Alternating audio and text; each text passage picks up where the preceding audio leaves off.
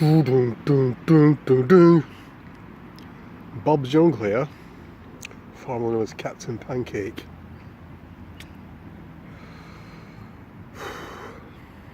Living in very strange times, actually.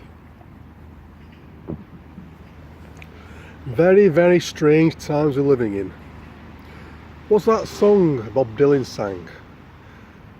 I don't know the words. I only know the words to the chorus. I don't know the actual the lines, the lyrics. But the times they are changing. That's kind of like very. I have to put that as a link, believe this one. I keep saying that, don't I? I keep saying I'm going to put links below me, below me uploads, and I never actually do it, do I? Got to get myself organised. At least I've got some room on my phone now to do videos. Being the YouTube sensation that I am. Oh dear, the times are changing, eh? My God, these last few months. Well, what a year, you know. I mean, for me personally, it's been a hectic, really heavy duty year, but I think collectively and on the whole, it's been a heavy year as well for people in general. I mean, you had that, you know, these so-called terror attacks, you know, like the Manchester one. We had the Westminster one, Westminster Bridge one. Then you had the Manchester bombing. Then you had the London Bridge one. Then you had the Grenfell Tower burning, and then you had the Finsbury Park incident. You know, completely shrouded in mystery. You know, there's nothing. What the mainstream media talk about. What the mainstream media talk about, what they tell us is not what's really going on. You know, it's definitely covered. There's a massive covers-ups going on in all these areas, and I'm particularly I want to focus on the Grenfell Tower. I was around there a couple of days ago, shortly after I landed from my Geneva trip, and I was actually planning to do a big talk about it. When I got there, I got spooked out. I saw that building. I got completely and utterly spooked.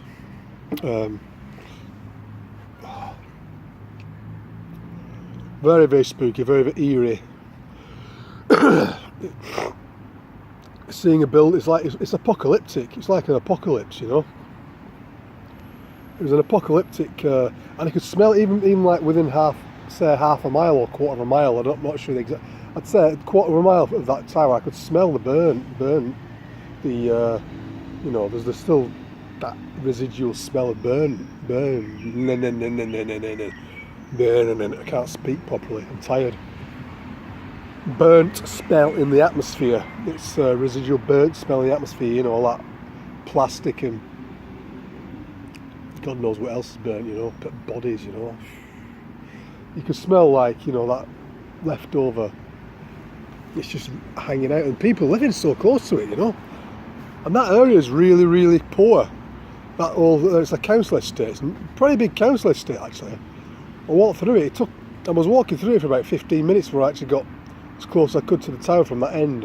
It's all cordoned off, you know. You can only go so close, and that from that southern side. I mean, North Kensington.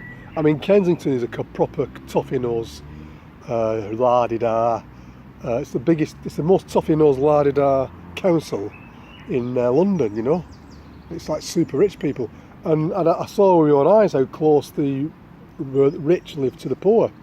Got one side of the road, you've got like £1 million houses, really, really nicely, you know, built and painted and everything else, you know, like really neat and tidy and orderly, and like total la-di-da atmosphere. You cross the road, and then you got graffiti strewn walls with off licenses that are with in shops with metal grating all over. It's like it's like same thing here in Woolwich though. They got that in Woolwich as well. They're making the la-di-da. They're making it all la-di-da down by the riverside. You know, the Royal Arsenal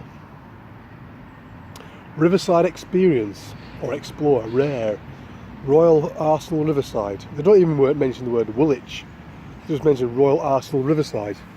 It's all la-di-da. They're trying to get all the la-di-da people over here, you know. And they've already started to build a fence down the central reservation of Woolwich High Street, Plumstead Road, Woolwich High Street, so that deter the riffraff from crossing the road to into the Lauderdale territory.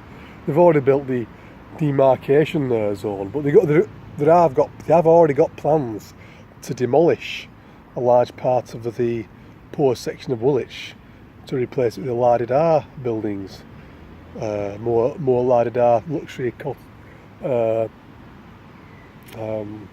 flats, etc. I mean, you got a one bedroom flat in Royal Arsenal Riverside. It's a one bedroom flat over £400,000. You know, what's all that about? And you look out of the window and then you see the Woolwich ghetto. You know, well, you got the same scenario going on North Kensington as well. It's like one side is ghetto, the other side is Lauderdale land. You know, it's a very, very interesting phenomenon. And then you got that Grenfell Tower thing going on within sight. When you're walking through the Lauderdale bit, you can smell the burntness, and this is like happened 2-3 weeks ago now. This fire, you can still smell it. But when you get up close and see the actual, I saw loads of photos of it and that. When you actually see it, it's like, my God, you know. And how many people actually died? And they said they won't come up with official death toll until 2018, till next year. How the fuck is that possible? How is it? You know, how is it they're going to come up with the official death toll in 2018? You know? I mean, the guy, the head of the Chelsea and Kensington Council just stepped down. You know, too little too late, really, you know, like 3 weeks after. There's a massive rally going on down in central London as I speak as well, Saturday afternoon. It's the 1st of July 2017, there's a big rally going on, big demonstration, central London, asking for Tessie May to step down. Stand down, Tessie, stand down, please, stand down, Tessie. Asking for Theresa May to step down, you know. Probably the shortest lived elected Prime Minister in history, hopefully. I think I predicted she'd be standing down less than a week after that Grenfell Tower, but she's still clinging on. She just gave the DUP £1 billion bribe to keep them on side, you know. And it's all in the mainstream media. I mean, if the mainstream media are having a dig at her, then you know that the hidden hand, the real powers, don't like her. So her just like Thatcher. I mean, Thatcher was in power for 11 years. And then she stood down. They say it was a poll tax that caused her to stand down, but it wasn't the poll tax actually. I mean, you had the poll tax rights and all that. But what the real reason was the hidden hand, the real people in power didn't like him anymore. She was too much of a loose cannon, and she, you know, they use people until they've got as much use out of them as possible, and they spit them out. Well, Theresa May, she ain't gonna be in power for. God, I call that Cockney now. Get an old Cockney for a second, you know. With Cockney accents coming out, you know what I mean? Apples and pears. Bat out a whistle and flute. Pick up the old dog and bone. Speak to the old trouble and strife. Yeah, anyway. That's